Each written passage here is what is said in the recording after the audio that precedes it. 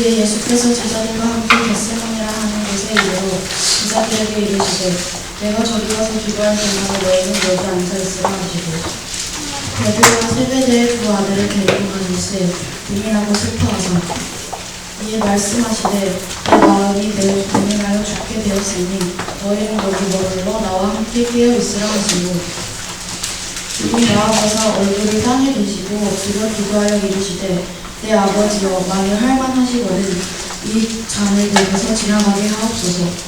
그러나 나의 원대로 마시옵고 아버지의 원대로 하시옵소서 하시고 제자들에게 오사 그 자는 것을 보시고 베드로에게 말씀하시되 너희가 나와 함께 한 시간도 이렇게 깨어있을 수 없거나 시험에 들지 않게 깨어 기도하라. 마음에게 원이 도되 육신이 약하도다 하시고 다시 두 번째 나아가 기도하여 이르시되 내 아버지여 만일 내가 마시지 않고는 이 잔을 내게서 지나갈 수 없거든 아버지의 원대로 되기를 원하나이다 하시고 다시 오사 보신즉 그들이 잔이 있는 그들의 눈이 피곤하며 또 그들을 드시고 나아가 세 번째 같은 말씀으로 기도하시고 이에 제자들에게 오사 이르시되 이제는 자고 쉬라 그럴 때가 가까이 왔으니 인자가 죄인의 손에 팔리리이다. 일어나라 함께 가자 보라 나는 파는 자가 가까이 왔느니라. 리모델링을 진행하면서 이제 앞에 십자가 모양을 넣었거든요. 근데 많은 분들이 십자가가 누워있네요 이렇게 말씀하시거든요. 왜 누워있다고 생각할까 그래서 저도 자세히 보니까 누워있는 십자가도 있고 서있는 십자가도 있는 것 같습니다. 그래서 의미를 부여하면 좋겠다 그런 생각을 했어요. 제 생각에는 누워있다고 하는 소리를 들으면서 십자가가 누울 이유는 예수님이 지고 가실 때 십자가가 누웠겠구나 그런 생각이 들었습니다. 그래서 누워있는 십자가로 보이시거든 예수님이 저렇게 무거운 십자가를 지고 가셨지 이렇게 생각하셨으면 좋겠습니다. 네. 예수님만 지고 가시는 게 아니라 어쩌면 예수님을 따르는 우리들도 자기 십자가를 지고 나를 따라야 한다고 말씀하신 것처럼 우리에게 맡겨진 십자가들이 있을 것입니다. 그것이 직장에서든 가정에서든 아니면 교회에서든 우리가 감당해야 될 십자가의 부분들이 있는데 그것을 예수님처럼 잘 지고 갈 수 있는 그런 우리들이 될 수 있으면 좋겠습니다. 누워있는 십자가만 보는 게 아니라 이쪽 옆으로 보면 여기 서 있거든요. 서 있는 십자가를 보시면은 예수님이 저 십자가에서 우리를 대신해서 모든 짐을 지고 돌아가셨지라고 하는 생각을 하실 수 있으면 좋겠습니다. 예수님이 우리의 모든 짐을 지고 돌아가셨기 때문에 그 십자가를 바라보면서 우리는 자유함을 누려야 돼요. 예수님이 우리의 질병을 짊어지고 가신 거거든요. 우리의 고민거리를 짊어지고 가신 거거든요. 십자가에서 다 이루었다고 말씀하시면서 우리의 모든 문제를 해결해 주시는 거거든요. 믿음 안에 있다면 저 십자가의 능력을 믿는다면 우리는 더 이상 질병으로부터 고통당할 필요가 없고 어떤 짐으로부터 무거운 무게감을 느낄 필요가 없고 주님께 맡겨드리고 의지함으로 십자가의 능력으로 자유함을 누릴 수 있는 그런 우리들이 되는 것입니다. 그러므로 우리가 이 십자가를 바라볼 때마다 두 가지 의미를 함께 생각할 수 있으면 좋겠습니다. 하나는 예수님이 지고 가신 십자가처럼 나도 맡겨진 십자가를 알게 지고 나아가야 되겠다라고 하는 결단을 하시길 바라고요. 예수님이 십자가 위에서 다 이루셨던 것들을 기억하면서 우리에게 어떤 문제가 다가온다 할지라도 그 문제를 주님께 맡겨드리고 주님이 나의 문제를 해결해 주시고 나에게 자유를 주셨으니 나는 자유해 그러면서 힘있게 우리의 신앙을 살아갈 수 있기를 주님의 이름으로 축복합니다. 더 이상 왜 누워있는지 말씀 안 하셔도 되겠죠? 와서 보시는 분들도 그렇게 말씀하시고 제가 이제 카톡으로 저희 친구 목사님들에게 이 정도로 진행이 됐습니다를 보냈더니 누워있는 십자가 인상적입니다 이렇게 그래서 지금 한 얘기처럼 구절을 써가지고 의미를 부여했습니다. 의미가 우리의 신앙과 연관이 되고 적용이 잘 되시죠? 그걸 잘 적용할 수 있으면 좋겠습니다. 오늘 말씀의 제목은 예수님의 순종입니다. 지난주에는 누구의 순종이었죠? 잊어버렸으니까 제가 말씀드릴게요. 다윗의 순종이었습니다. 다윗은 자기가 하나님을 위해서 하고 싶은 열정이 있었어요. 그런데 하나님이 때가 아니라고 말씀하시고 않으시니까 그 하고 싶은 열정을 내려놓고 그 하나님의 뜻과 하나님의 때에 순종하는 모습으로 자기 하고 싶은 것을 포기하는 순종을 했던 아름다운 모습을 보여줬습니다. 오늘 우리가 함께 읽은 말씀은 예수님의 순종의 모습을 여기서 찾아볼 수 있는데, 그것은 정말 하고 싶지 않은 일, 정말 피해가고 싶은 일이지만 하나님의 뜻이기에 순종하며 나아가시는 예수님의 모습을 이곳에서 우리가 읽을 수 있으면 좋겠습니다. 계속해서 우리가 마태복음을 묵상하는 가운데 오늘 아침에 함께 묵상하는 말씀이기도 합니다. 여러분, 예수님이 이제 잡히시는 날이에요. 계속해서 내가 잡혀서 사람들에게 고난을 당할 것이고 십자가에 죽으며 3일 만에 살아나리라고 하는 말씀을 여러 차례 예고하셨는데 드디어 그날이 왔습니다. 마지막 6월절 만찬을 나누면서 이것은 내 몸이다, 이것은 내가 너희를 위해 흘리는 언약의 피다, 그러면서 내 몸과 피를 다 쪼개고 짜서 너희에게 줄 것이다 라고 너희에게 상징적으로 보여주시고 나서, 그리고 나서 이제는 정말 그 피를 써야 되는, 그리고 몸을 찢어야 되는 시간에 다가오고 있는 것을 느끼시면서 주님은 기도하러 감람산으로 가십니다. 겟세마네라고도 하죠. 겟세마네 동산이라고 하죠. 26장 36절에 보니까 이에 예수께서 제자들과 함께 겟세마네라는 곳에 이르러 제자들에게 이르시되 내가 저기 가서 기도할 동안에 너희는 여기 앉아 있으라. 그러면서 겟세마네 동산으로 기도하러 가셨어요. 사실은 이것은 종종 예수님이 기도하러 가셨던 곳입니다. 그래서 예수님이 거기 가서 기도하고 계실 거야 생각하고 가버리다가 예수님을 잡으러 오기도 하죠. 그래서 이 겟세마네 동산에 가서 기도하셨는데 감람산이라고도 하고 겟세마네 동산 언덕이라고 하는 곳입니다. 이 겟세마네라고 하는 의미는요, 기름을 짠다라고 하는 의미를 가지고 있어요. 다른 말로 감람산이라고 한다 했죠. 감람나무가 많은 산이에요. 감람나무는 기름을 짜는 감람유를 만드는 것입니다. 감람나무가 많다고 하는 게 감람 열매를 따서 그것을 기름을 짜는 곳이기 때문에 감람산이라고 불렸고, 또 거기가 기름을 짜는 언덕이기 때문에 겟세마네 동산, 겟세마네 언덕이라고 부르는 곳입니다.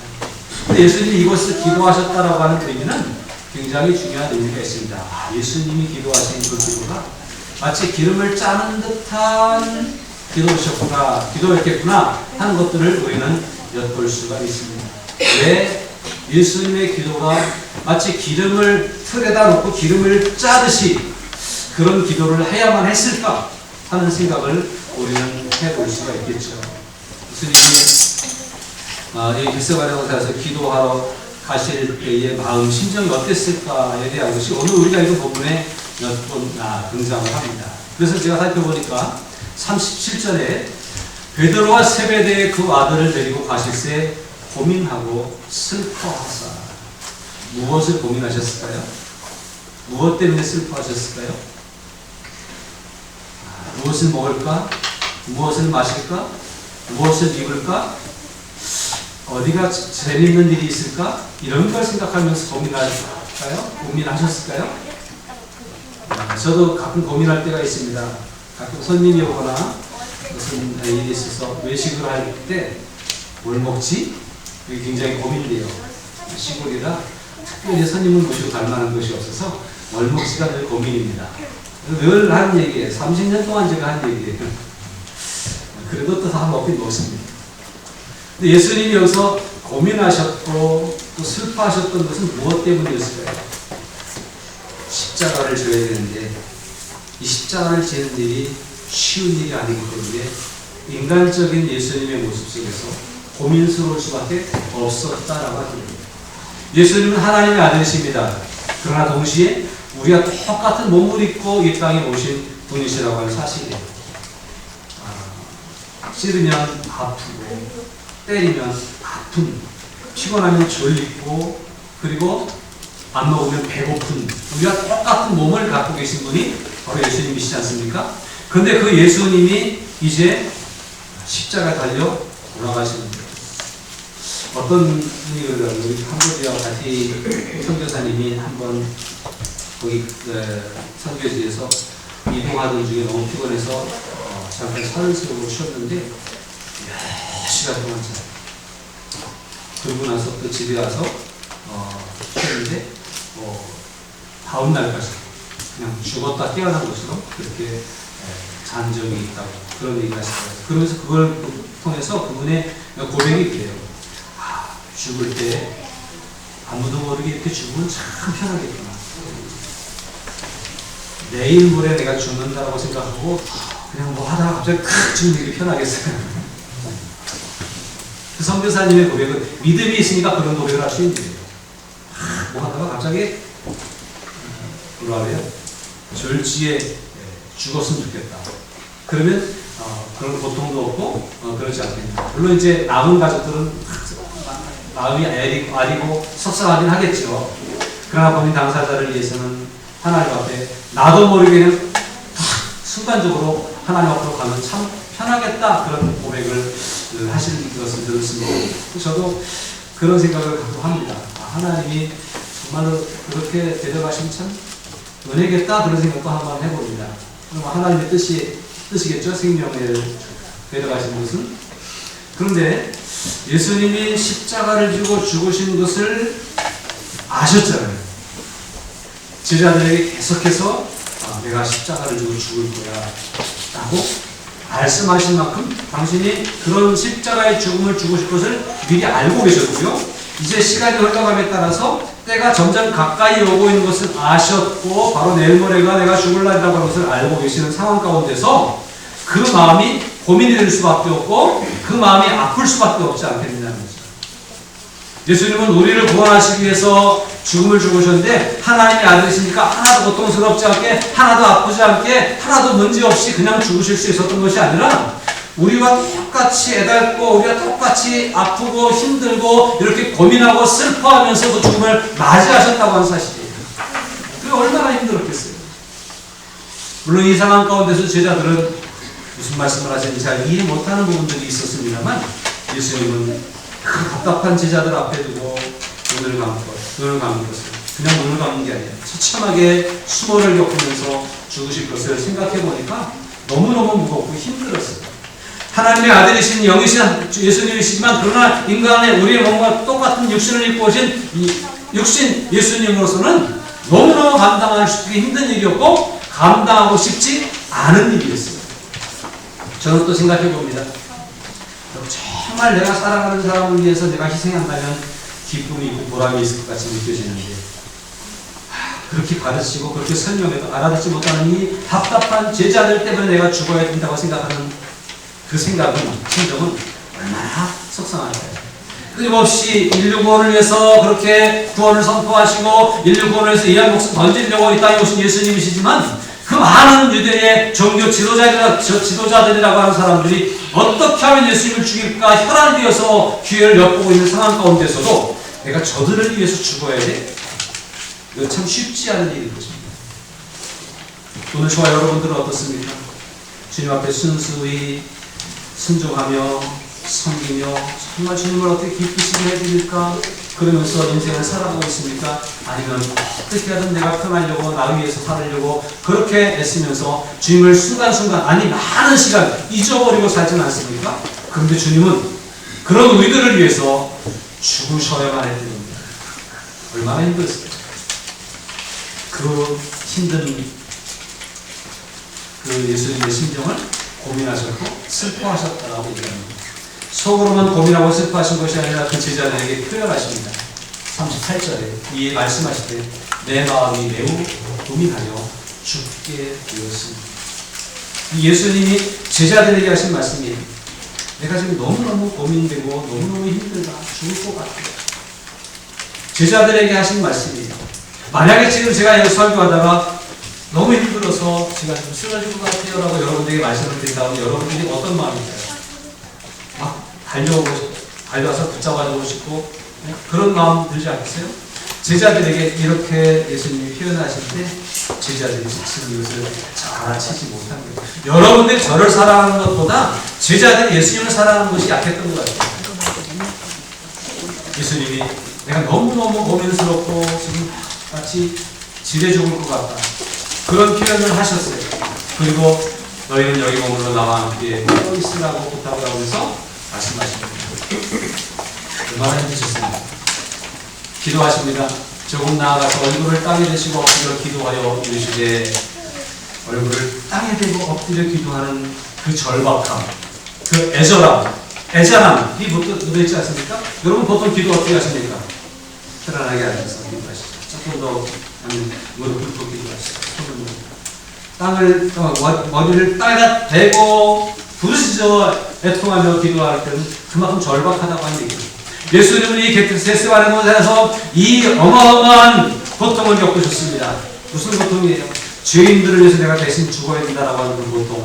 또 아버지로부터 그냥 잠깐 깜빡 죽었다 깨어난 게 아니라 아버지로부터 처절하게 버림받는 엘리 라마 사박다니 라고 외치셔야 할 만큼 처참하게 버림받을 수밖에 없는 상황으로 지금 이끌려가고 있는 상황 가운데서 고민하셨다고 하는 사실이에요. 누구를 위해서요? 우리를 위해서. 이 예수님의 절박함을 생각하면서 우리의 구원이 결코 쉽게 이루어질 것은 아니라고 하는 생각을 할 수 있으면 좋겠습니다. 구원은 거저로 받았습니다. 거저로 받은 구원이기 때문에 너무 가볍게 생각하고 너무 쉽게 버리기까지 하는 그 물건 나누는 당근마켓, 죄송해요, 당근마켓 사고를 얘기해서 거기에 성경책 무료로 드립니다. 성구, 액자 무료로 나눔합니다. 어디로 많이 올라옵니다. 이유가 뭘까요? 선교하기 위해서? 나는 이제 필요 없습니다. 나는 이제 교회 안 다니는 겁니다. 이런 사람들이 생긴다는 거예요. 왜 그렇죠? 구원의 가치를 알지 못하기 때문입니다. 거저받았기 때문입니다. 여러분이 구원을 얻기 위해서 적어도 한 1,000만 원씩 내고 구원의 딱지를 받았다가는 쉽게 버리지 못할 거예요. 그러나 이 구원이 1,000만 원 정도밖에 안 됩니까?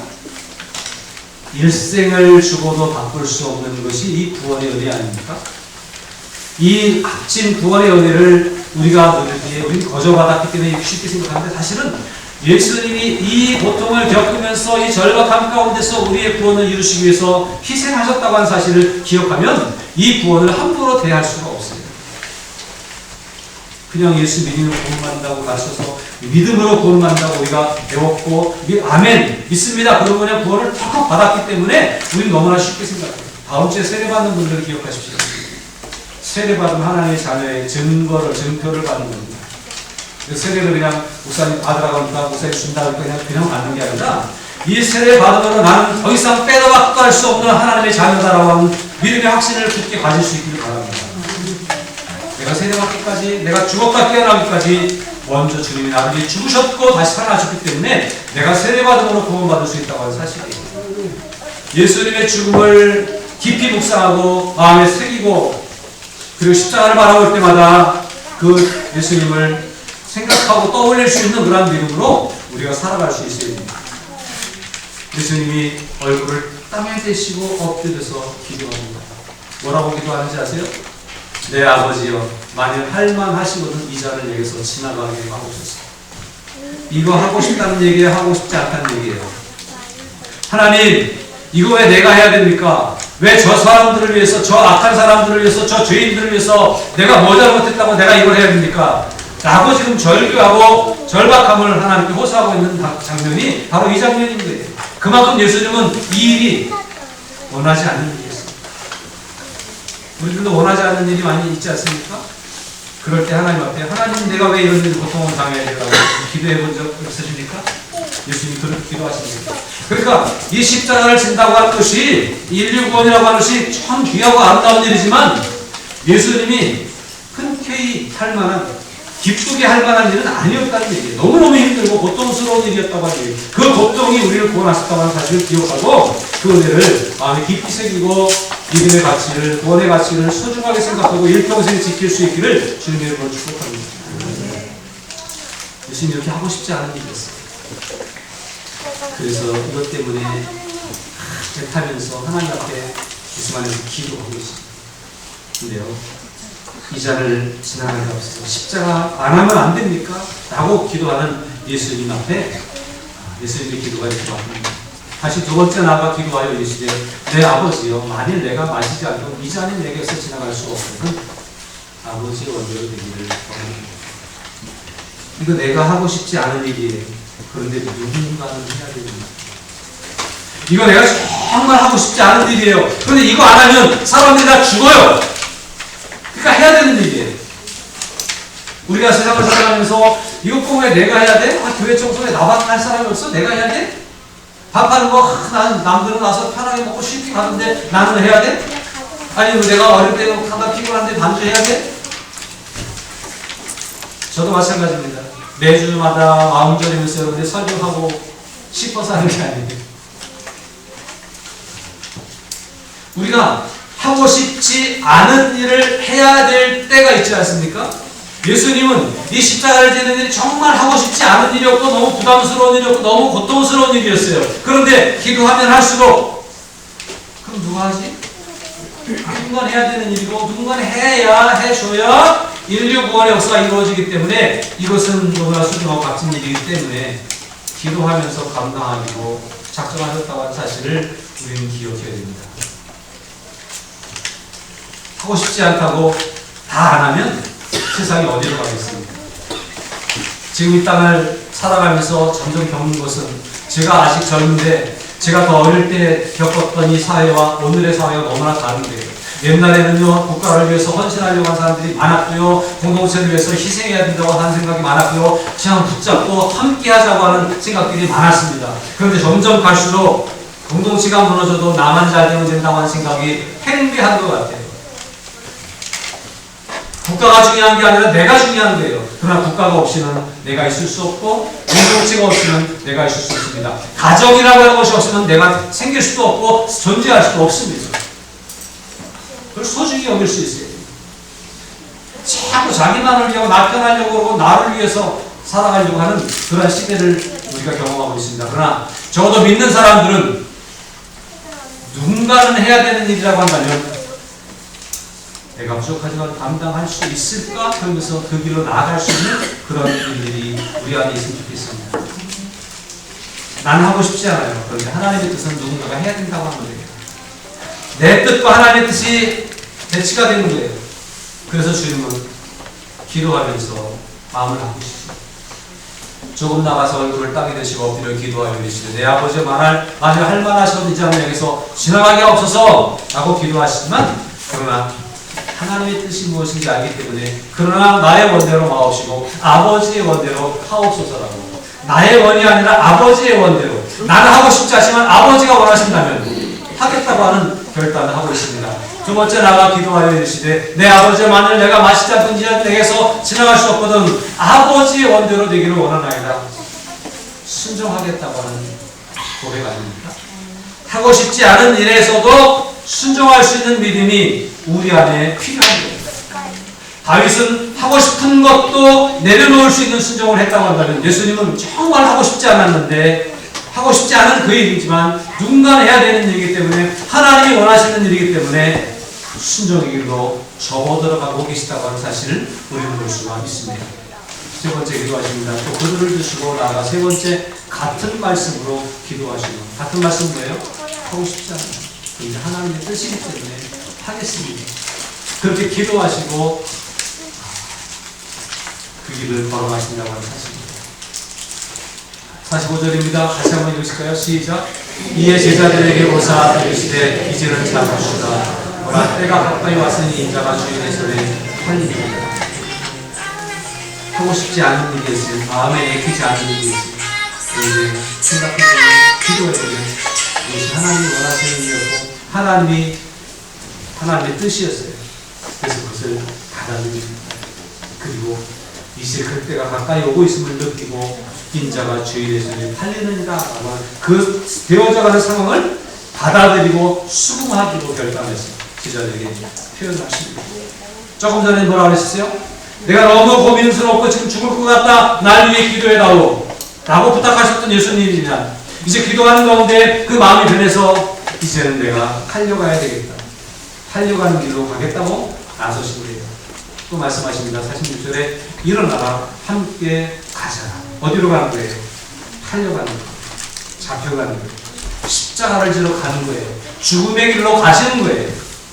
하나님의 뜻인 줄 알기 때문에 내 뜻과는 다르지만 하나님의 뜻으로 받아들이고 수긍하고 그 길로 걸어가는 거예요.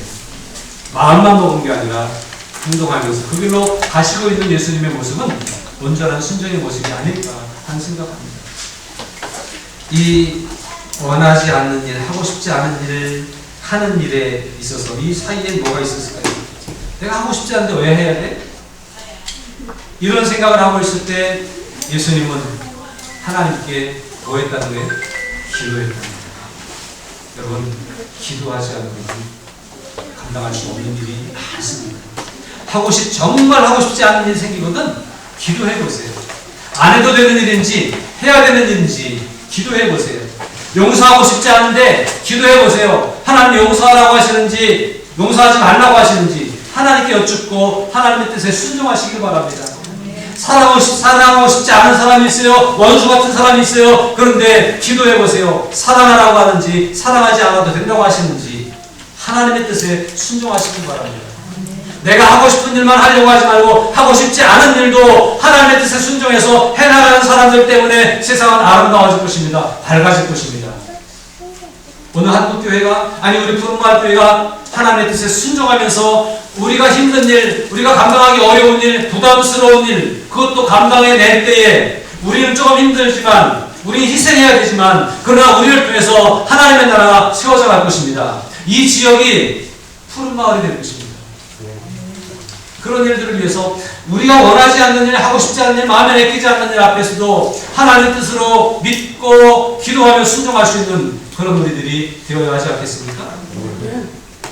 예수님은 제자들에게 내가 저기 가서 기도할 동안에 너희는 여기 앉아 있으라 라고 말씀하십니다. 예수님이 이 무거운 일, 하고 싶지 않은 일이지만 감당해야 될 것 같으니까 기도하면서 여쭈려고, 기도하면서 힘을 구하려고 기도하러 하십니다. 그리고 제자들에게 여기 앉아 있으라. 그냥 앉아 있으라고 한 얘기는 아닐 거예요. 사실은 나 기도하러 간다. 여기 있어. 우리가 그 소리를 들으면 어떻게 할까요? 내가 지금 죽을 것 같아. 너무너무 힘들어. 나 기도하러 갈 거야. 기도하고 오세요. 우리 자고 있을게요. 그러실래요?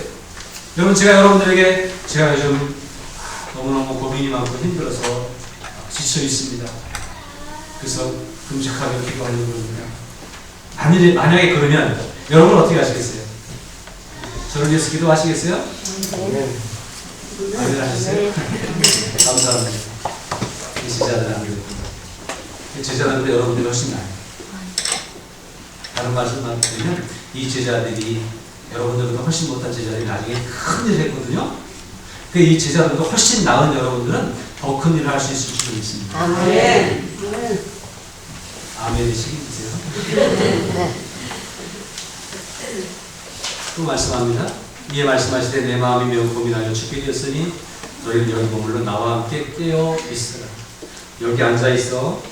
그러더니 그 다음에는 깨어 있어 라고 말씀하십니다. 이 얘기도 기도하라고 하는 얘기죠. 또 말씀하십니다. 제자들이 요사그 자는 것을 보시고 베드로에게 말씀하시되 너희가 나와 함께 1시간도 이렇게 깨어 있을 수 없더냐? 기도 좀 해. 기도하지 않으면 나도 힘들지만 너희도 힘든 일을 만날 때 감당할 수 있습니다. 41절에서는 시험에 들지 않게 깨어라 기도하라 라고 말씀합니다. 시험에 들지 않게 깨어 기도하라.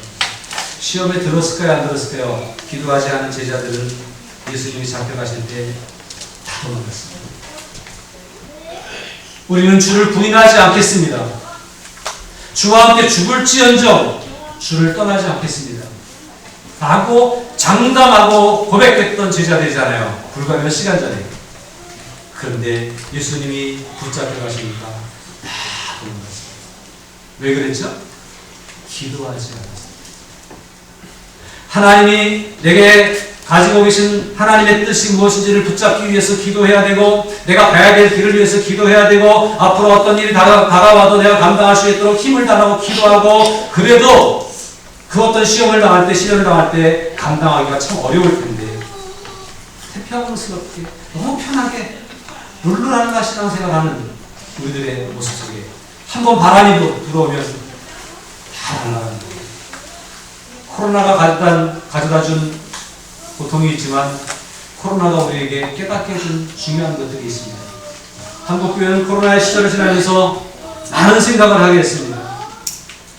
한번 코로나가 바람을 일으키니까 다 날아가는 거예요. 왜 그렇죠? 깨어있지 않기 때문에 그렇지 않을까요? 기도하지 않기 때문에 그렇지 않을까요?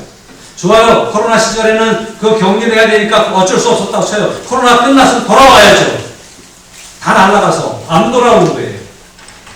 쭉정이었던 거예요. 껍데기 신앙이었던 거예요.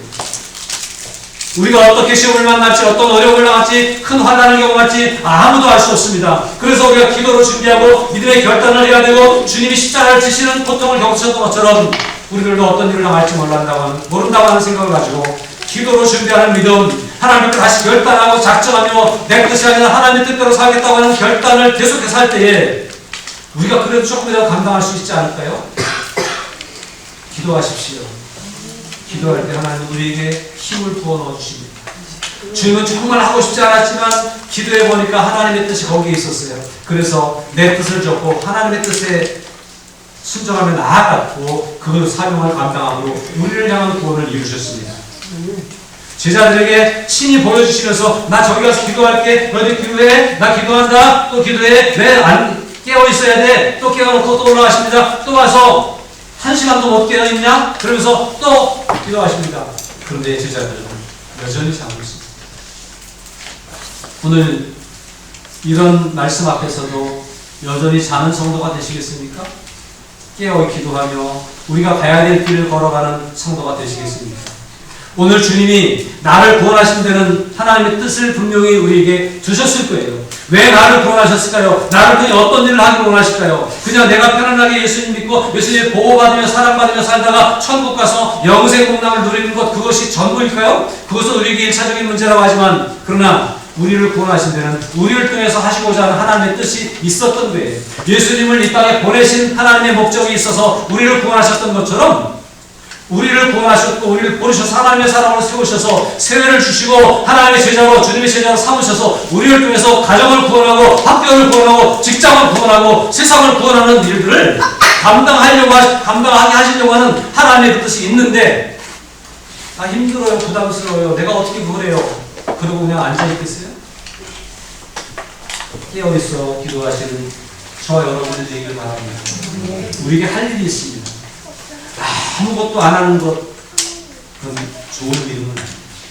달란트를 받았는데 열심히 일하는 사람은 칭찬을 받아요. 착하고 충성스러운 사람. 아무것도 안 하고 묻어둔 사람은 아무것도 안 해서 어리석은 것 같지만 책망을 받습니다. 악하고 불륜하고 책망을 받습니다. 그리고 바깥 어울리며 쫓김을 당합니다. 이것이 오늘 우리를 향한 하나님의 뜻입니다. 주님은 원하지 않는 일이지만 하나님의 뜻에 순종하기 위해서 기도하며 나아갔습니다. 하고 싶지 않은 일이지만 해야 될 일이 우리에게 있을 것입니다.